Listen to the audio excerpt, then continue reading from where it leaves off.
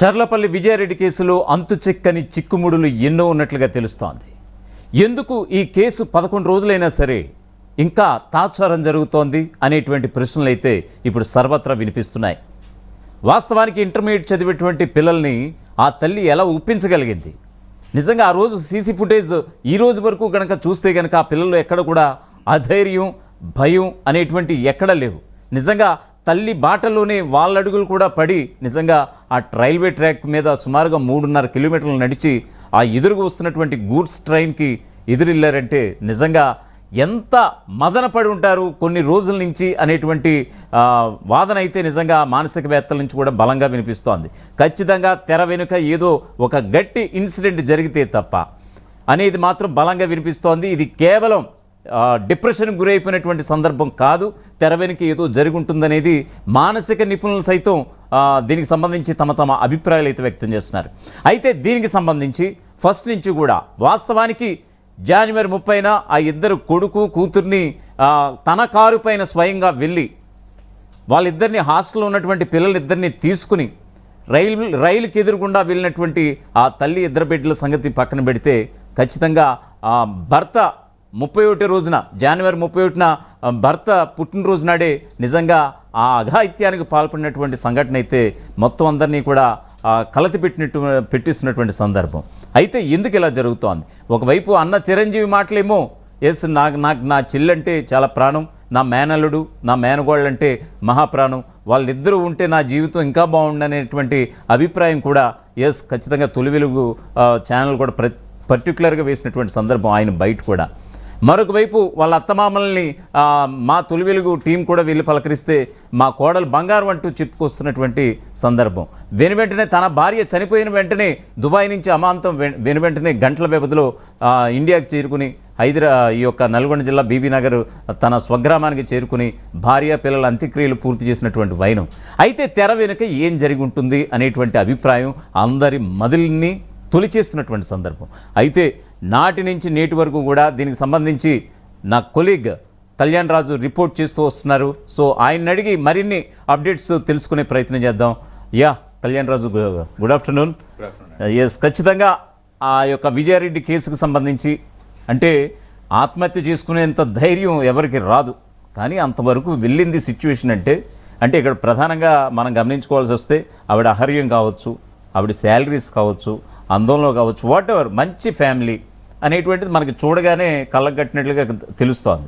So అంత ఆత్మహత్య చేసుకోవాల్సినటువంటి సందర్భం ఏమై ఉంటుంది, తెర వెనుక ఎవరు ఉన్నారు అనేటువంటి ఒక బలమైనటువంటి మాట మన సగటు ప్రజానీకం నుంచి వస్తున్నటువంటి సందర్భం.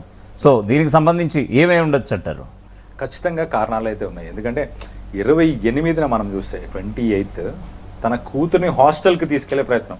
హాస్టల్కి తీసుకెళ్లే ముందు ఇటు కార్ వాష్, ఇద్దరు తల్లి అలాగే కూతురు ఇద్దరు కార్ని వాష్ చేశారు. ఇద్దరిని కార్ కడిగిన తర్వాత హాస్టల్కి పిల్లలు దింపేటప్పుడు ఏం చేస్తారు, సాధారణంగా కొంత స్నాక్స్ని అవన్నీ కూడా కొనివ్వడం. సో ఇద్దరు కలిసి బయటికి వెళ్ళి స్నాక్స్ కొనుక్కున్నారు. అదే కార్లో బయలుదేరి 28న కూతుర్ని తీసుకెళ్ళి హాస్టల్లో దింపింది.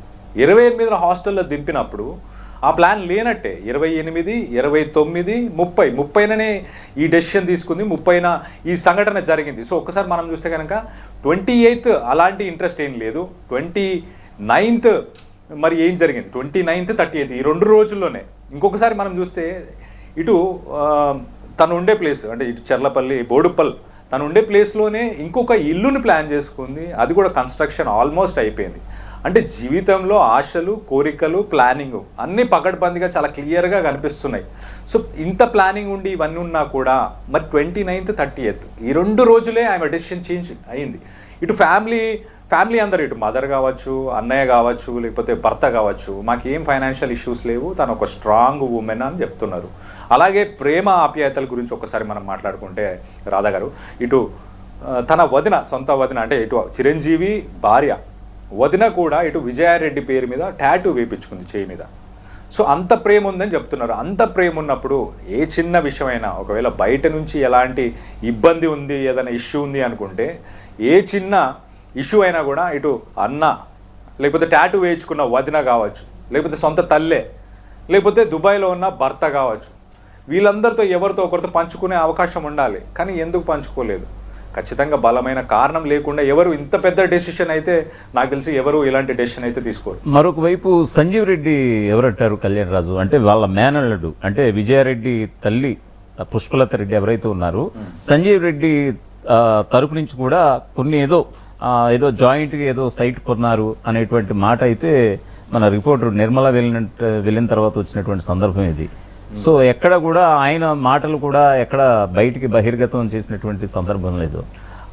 ఈ విషయంలో ఇటు స్థానికులు కానీ అలాగే ఇటు రిలేటివ్స్ కానీ అంటే రిలేటివ్స్ నేబర్స్ రెంట్కున్న వాళ్ళు ఈ కొత్త ఇంటి దగ్గర కావచ్చు ఎక్కడైనా ఎవ్వరు ఎలాంటి స్టేట్మెంట్ చేయదలుచుకోవట్లేదు. ఎందుకంటే దీంట్లో ఏదో ఒక స్ట్రాంగ్ రీజన్ వెనకాల ఒక పెద్ద కారణాలు ఉన్నాయి, బలమైన కారణాలు ఉన్నాయి. ఈ విషయంలో మేము మాట్లాడి ఎందుకు బయటపడాలి అన్న ఉద్దేశం అయితే అందరిలో ఉన్నట్టు చాలా క్లియర్గా అనిపిస్తుంది.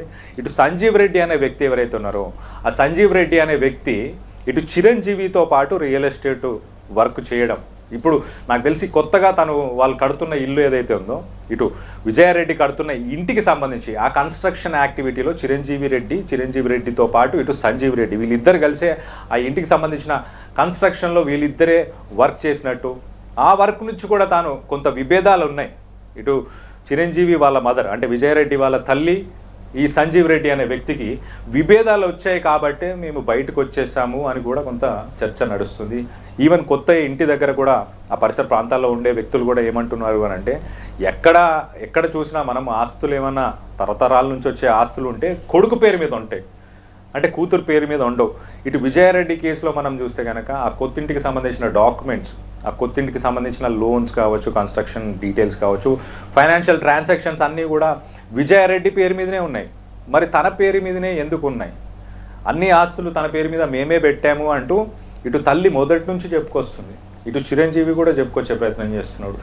మళ్ళీ ఇటు సురేందర్ రెడ్డి అయితే తన వర్షన్ ఒకసారి మనం చూస్తే కనుక నా భార్య చాలా స్ట్రాంగ్, నా భార్య నా విషయంలో దేవత అని ఇలాంటి స్టేట్మెంట్సే. అంటే కొన్ని సందర్భాల్లో లోన్స్ తీసుకున్నప్పుడు సదరు లోన్ తీసుకునేటువంటి క్యాపబిలిటీ ఆవిడ మంచి పొజిషన్లో ఉన్నారు కనుక ఆవిడకి ఎవరైనా ఇచ్చి ఉండొచ్చా ఏదైనా బ్యాంక్ లోన్కి సంబంధించి? సో అందువల్ల ఏమైనా రిజిస్ట్రేషన్ కూడా జరిగే అవకాశం ఉంది? డెఫినెట్లీ. ఇప్పుడు తను ఒక సాఫ్ట్వేర్ కంపెనీలో ఒక టీమ్ లీడర్గా వర్క్ చేస్తున్నప్పుడు తన సిబిల్ స్కోర్ బాగుంటుంది, తన పే స్కేల్ బాగుంటుంది, తనకి లోన్ ఇచ్చే ఆ లోన్ అమౌంట్ కూడా ఎక్కువగా ఉండే అవకాశం ఉంటుంది.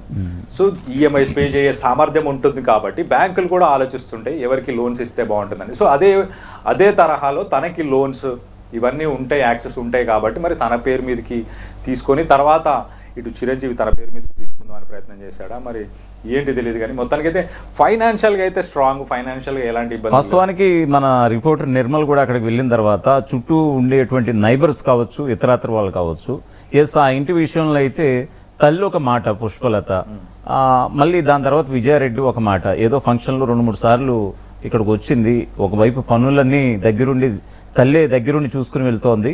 అసలైన తొలి వెలుగు. ఫాలో వాట్సాప్ @తొలి వెలుగు official.